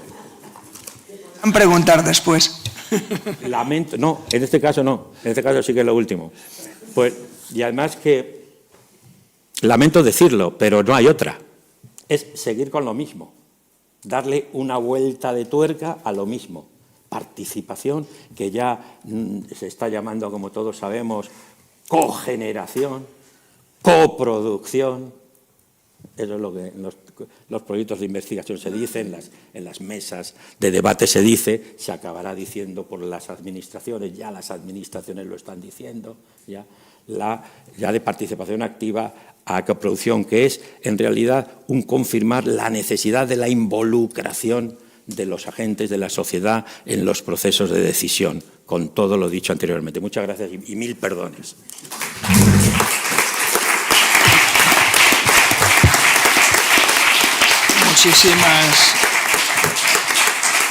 Muchísimas gracias, Leandro. Sé que es difícil abstraerse de una investigación y un activismo participativo a todos los niveles y con mucha experiencia y, digamos, mucha pasión en esto, ¿no? Tan solo dos comentarios para refrescar o tratar de poner para el debate, si se puede producir, dos cuestiones importantes. Ha centrado la intervención fundamentalmente en el tema de la gobernanza del agua.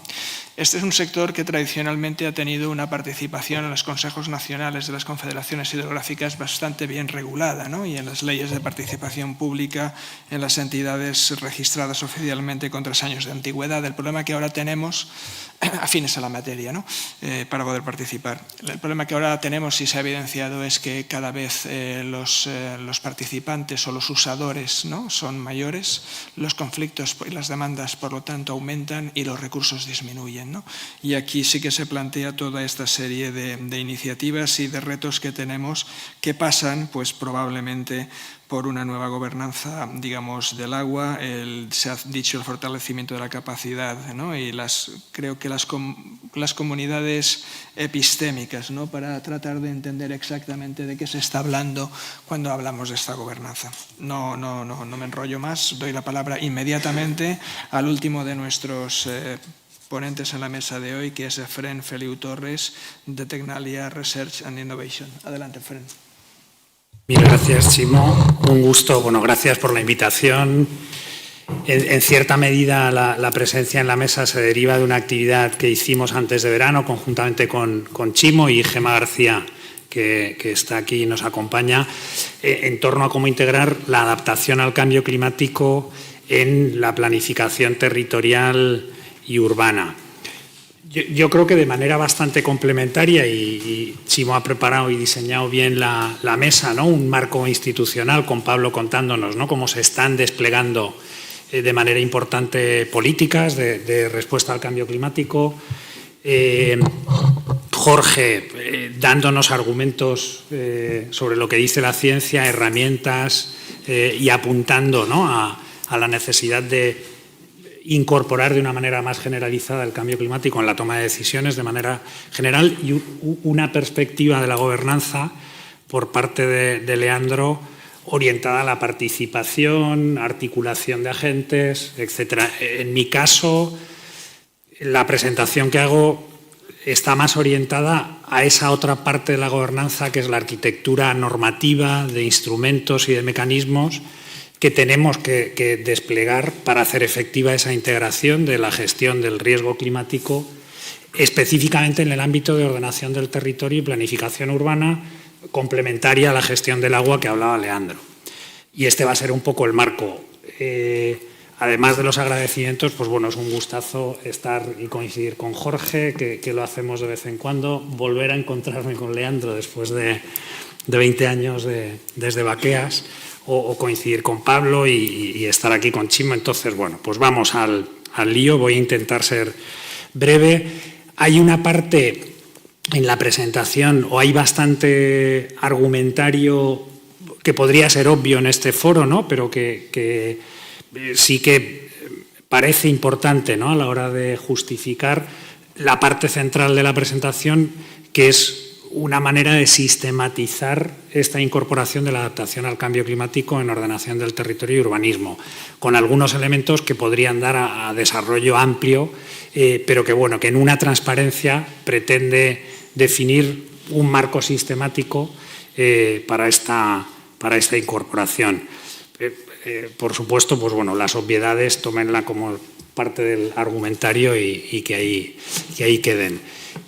Señalar en este argumentario sí que de manera intencionada hay algunos elementos que hemos de tener en cuenta a la hora de definir este marco de aproximación sistemática a la integración de cambio climático en planificación y urbanismo, ¿no?, planificación territorial y urbanismo. Una es lo primero, que estamos hablando de adaptación al cambio climático, que cuando hablamos de mitigación es reducir emisiones y cuando hablamos de adaptación es gestionar los riesgos, ¿no?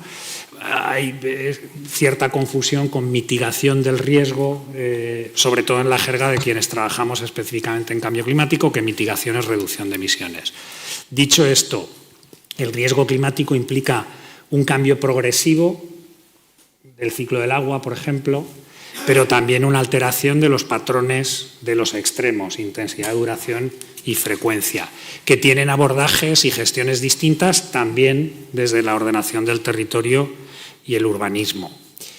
En el tema de extremos no se trata, y de hecho los últimos años lo están evidenciando, de futuribles intangibles, sino de cosas que están sucediendo, que ya hemos gestionado históricamente, pero que vamos a tener que aprender a gestionar, pues, con mayor frecuencia y con mayor intensidad y duración, ¿no?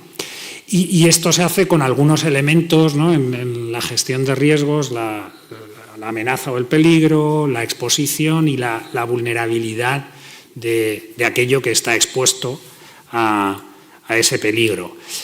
Y podemos interponer medidas, ¿no?, de gestión de ese riesgo, de reducción del riesgo, pues orientadas a reducir la exposición, reducir la vulnerabilidad principalmente, ¿no?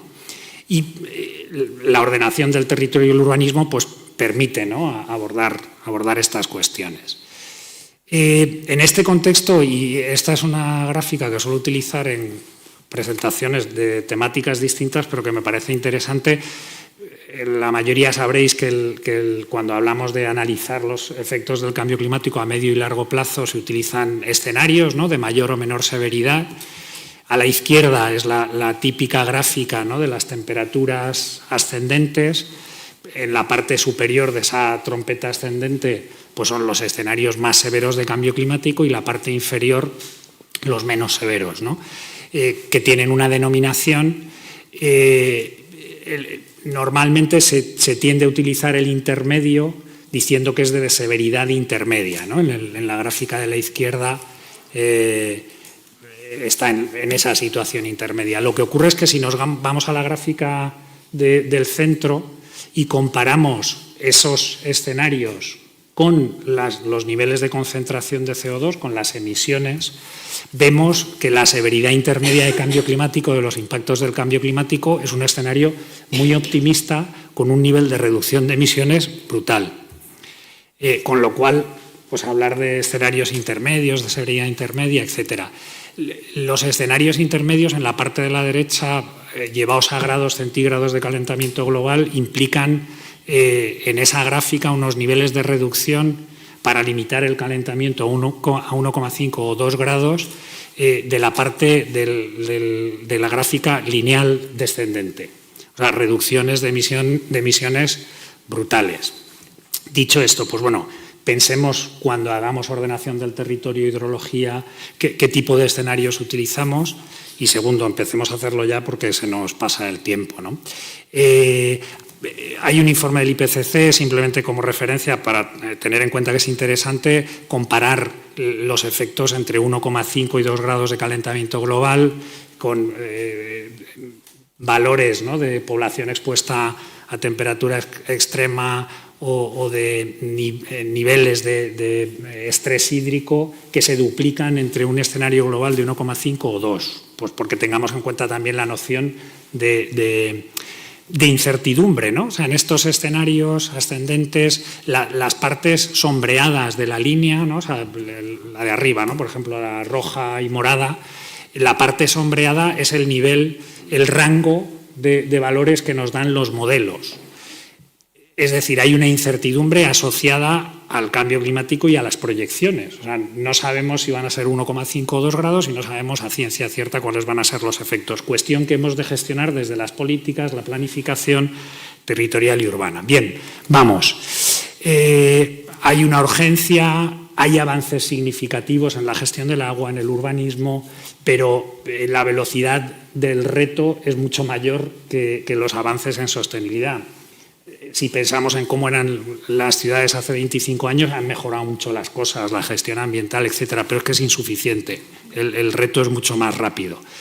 Hay una complejidad, no voy a entrar al planteamiento, pero se requiere una transformación sistémica que responda a esa complejidad. La semana pasada en otro foro escuché un nuevo concepto, el nexo clima-desarrollo-seguridad, en el contexto de crisis globales, etcétera, que me pareció apasionante y cierto, ¿no? Y son pues cada vez situaciones más complejas las que tenemos que abordar, específicamente en cambio climático, la disociación de mitigación y adaptación pues, va a tener que desaparecer con aproximaciones más integradas. Estamos planificando la transición energética, o sea, es decir, el despliegue de renovables bajo condiciones climáticas actuales, cuando esa transición va a operar en un clima distinto.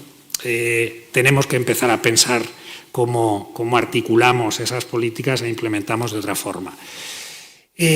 La ordenación del territorio, y esta es parte de las obviedades, ¿no? Pues con esa visión integradora y transversal, pues es importante para abordar el reto climático, por la comprensión del sistema territorio multiescalar, porque los efectos del cambio climático no se circunscriben a una escala. La hidrología es un ejemplo importante. Y luego por el despliegue de instrumentos, específicamente en planificación del territorio y urbanismo, que tienen una perspectiva también multiescalar, ¿no?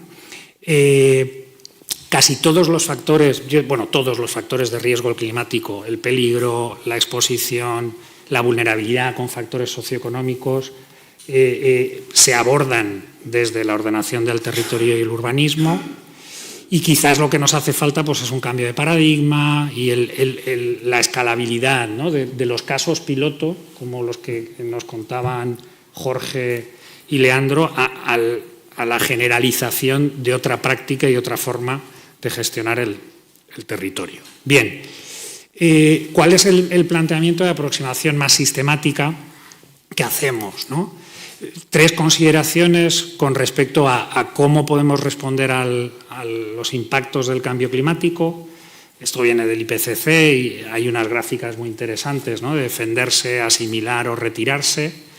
En el agua es bastante claro, ¿no? Podemos hacer diques, podemos construir casas flotantes o podemos demoler y retroceder, ¿no?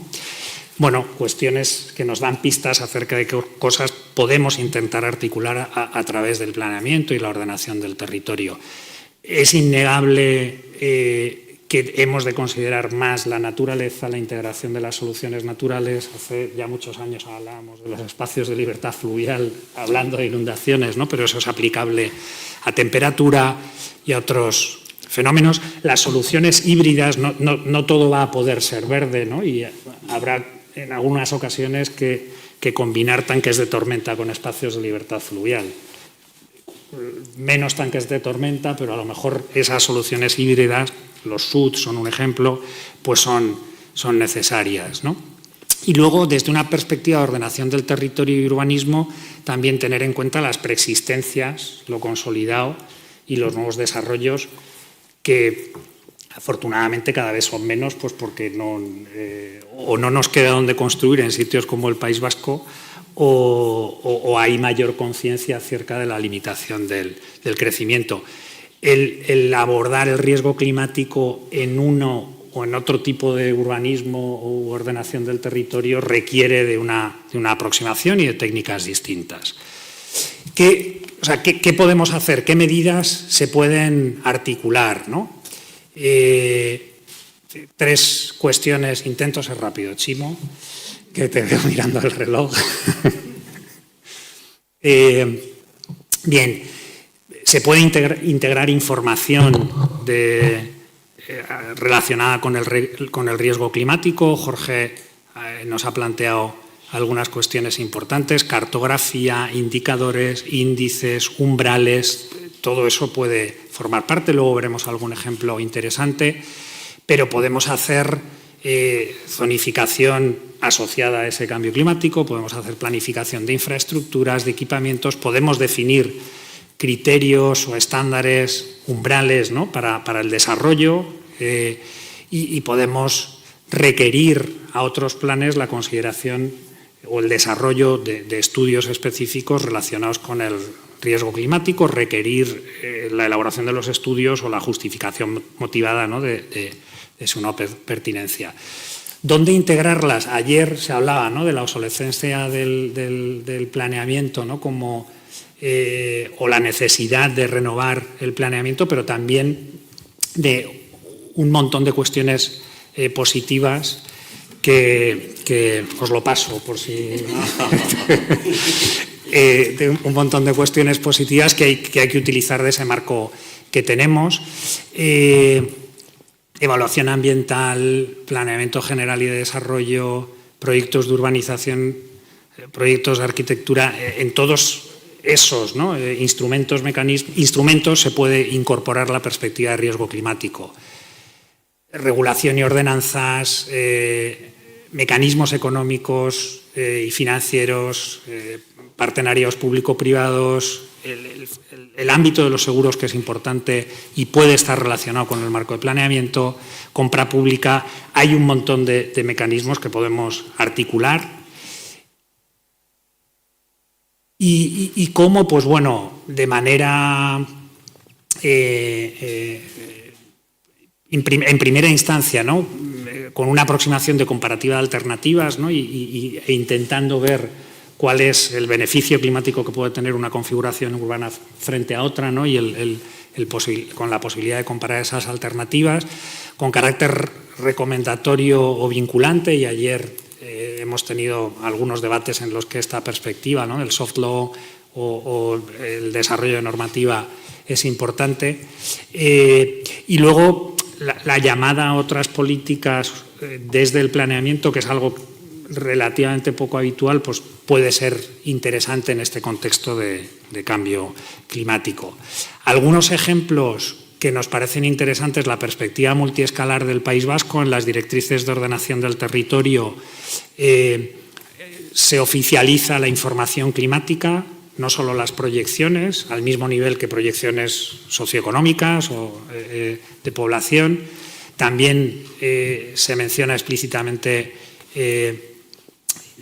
el diagnóstico de vulnerabilidad y riesgo de municipios, que es un input importante. Hay ejemplos, específicamente el del Plan Territorial Parcial, un instrumento de escala intermedia del Bilbao Metropolitano, que señala a algunos municipios que han de realizar estudios específicos, ya sea sobre inundabilidad o temperatura, por motivos de cambio climático.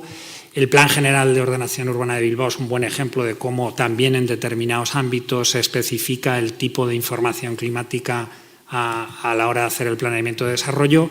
Y luego ejemplos concretos en Bilbao, Punta Zorroza, María Díaz de Haro, en los que se incorpora modelización térmica para optimizar, por ejemplo, un proyecto de urbanización con ganancias de superficie de hasta el 30% de espacio público, con mejora de estrés térmico, ¿no?, o reducción de estrés térmico a través de herramientas digitales. De manera, Valencia, otro ejemplo más desde el mundo de la investigación: modelización térmica, diagnóstico de vulnerabilidad y riesgo por barrios. No, se la ha quedado Jorge la tarjeta. No. Bien, en un minuto termino. Un ejemplo que luego pueden consultar en las referencias, de una aproximación 100% cualitativa, sin herramientas de modelización y con una cartografía hecha de manera bastante pedestre, o sea, con un rotulador por parte del alcalde en algún municipio, en la que se señala, pues, por el conocimiento experto del local, zonas de potencial riesgo, zonas con mayor vulnerabilidad, y se toman decisiones importantes. Esto es Villatuerta, como la desclasificación de suelo industrial, entre otros por motivos de cambio climático. De manera muy rápida, oportunidad no solo en la ley del suelo, sino la modificación de la ley del suelo a raíz de la ley de transición energética y cambio climático. Ya no es solo obligatorio considerar factores de riesgo en la planificación, sino riesgo climático de manera explícita.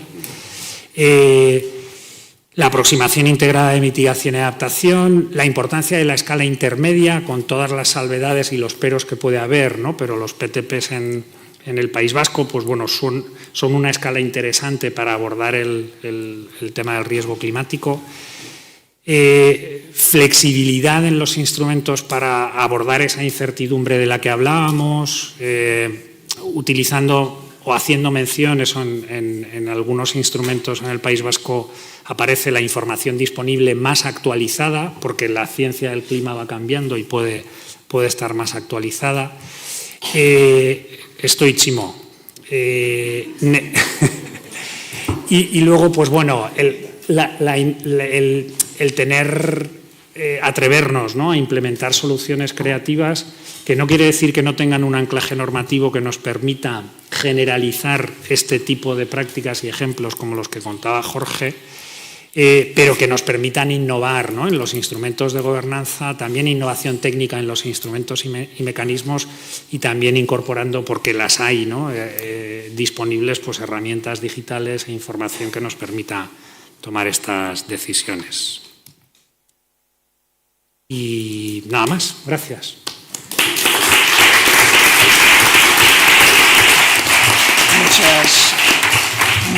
Muchas gracias a todos los miembros de esta mesa, y me van a disculpar ser el antipático de la mesa con el control de los tiempos, pero tenemos muy poco espacio para algo tan importante como es el debate, ¿no?, la participación de las personas que están en la sala, que tendríamos que dar la oportunidad para que puedan plantear alguna cuestión que les resulte de interés o quisieran plantear a los ponentes. Seguro que si las hay, se han abordado determinadas cuestiones muy amplias. En este último caso, pues cómo ir tratando de aplicar, ¿no?, a los instrumentos actuales desde el punto de vista de las vías alternativas y algunos ejemplos. Abro el turno de intervención para que al menos tuviéramos 10 minutos.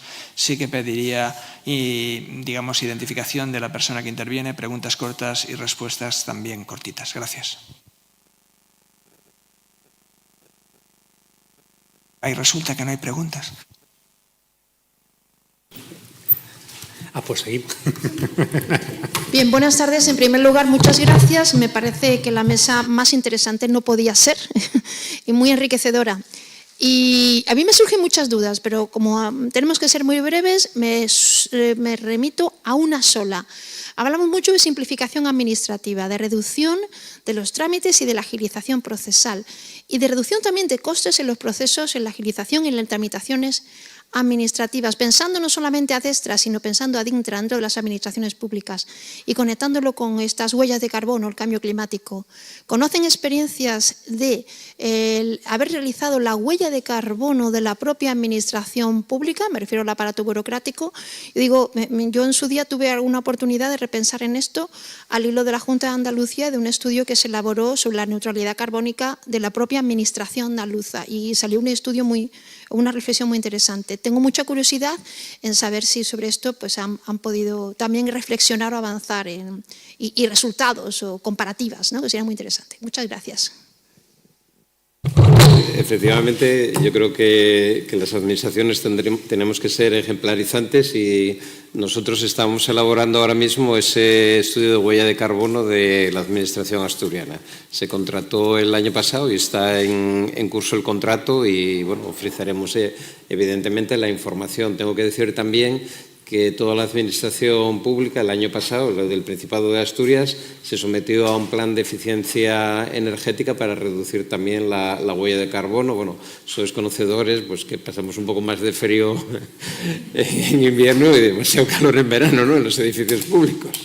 Aparte de eso, también hay medidas de cierre de edificios administrativos a partir de las 7 de la tarde y demás. O sea que, bueno, es un tema que existe, que se está trabajando en ello y que debemos persistir.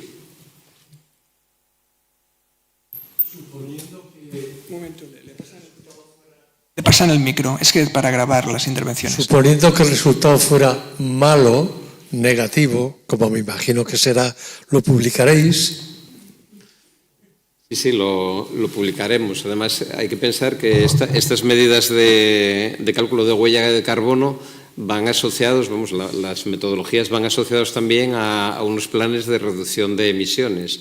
Entonces, digamos que nos comprometeremos también con ese plan de reducción de emisiones y de consumos, las emisiones teóricas asociadas a ese consumo.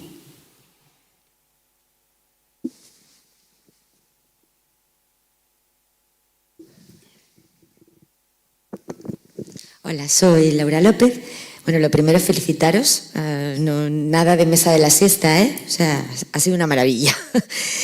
Y quería recuperar la última diapositiva de Fren, que con las prisas, pues no hablaste de, leo textualmente, posibilidad de recuperar contratos de territorio. Bueno, creo que el cambio climático es un motivo más de desigualdad territorial, ¿no? Entonces, me gustaría que desarrollaras un poco ese tema. Gracias.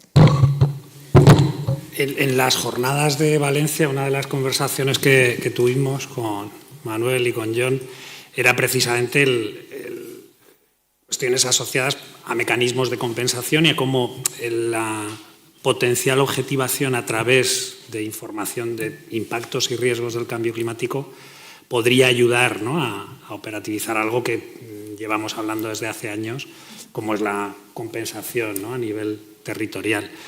Y bueno, cuando hablaba, ¿no?, de atrevernos y ser creativos, hay fórmulas hace muchos años, ¿no?, los contratos de cuenca o del agua en Francia que se utilizaban y la aplicación a escala territorial, ¿no?, y el combinar ese soft law de acuerdos o partenariados desde una perspectiva territorial con el marco normativo de los instrumentos que nos permita pues, incluir determinaciones, pues bueno, algo que nos podemos plantear, ¿no? El trabajar en esas dos esferas y recuperar ideas o conceptos pues que quizás en un contexto de cambio climático con información disponible, objetiva, ¿no? sobre el cambio climático, pues nos pueden ayudar, ¿no? a aproximarnos a la ordenación del territorio y al urbanismo de otra forma.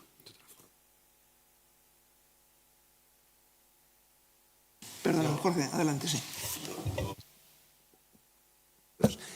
A la pregunta inicial que comentaban, si había habido experiencias de la Administración en huella de carbono, en el caso de Benidorm sí que habían hecho una, lo que pasa es que era un poco antigua, tenía ya más de 5 años, y una de las propuestas que incluimos en el plan de adaptación era actualizar, renovar la huella de carbono. Ellos habían analizado, puede que esté incluso en la página web, en la huella de carbono municipal, en edificios del ayuntamiento, sí, de Benidorm. Y luego sobre el tema este de acuerdos de custodia territorial, es que va a ser necesario porque tendremos que poner en marcha el tema de los refugios climáticos y en algunos espacios serán propiedad privada o edificios privados, pero habrá que llegar a acuerdos entre administración y privados para que temporal, momentáneamente, durante periodos de emergencia, de alerta, puedan ceder el uso para que se empleen como... O sea que es una opción que no podemos olvidar, por supuesto. Ayer José Antonio, con el ejemplo de Navarra, cuando se hablaba de compensación territorial, mencionaba, no es que cobre el municipio en el que se instalan los parques eólicos o las plantas fotovoltaicas, ¿no? ¿Qué sucede con el resto del territorio? Entonces, bueno, pues el contexto de cambio climático nos puede volver a dar argumentos para intentar pensar nuevamente en si podemos articular algunos mecanismos para abordar eso que es un reto de escala territorial. La aproximación de contratos, acuerdos territoriales, bueno, se ha hablado mucho estos ayer, hoy, entonces ese sería un poco el marco. Muy bien, muchísimas gracias. Me avisan, tenemos que terminar. Quisiera agradecer mucho a la presencia de todos ustedes, las preguntas que se han formulado desde el público y sobre todo las aportaciones y la generosidad de poder compartir a estas horas, un día como hoy, con nosotros a todos los ponentes en esta mesa. Muchísimas gracias.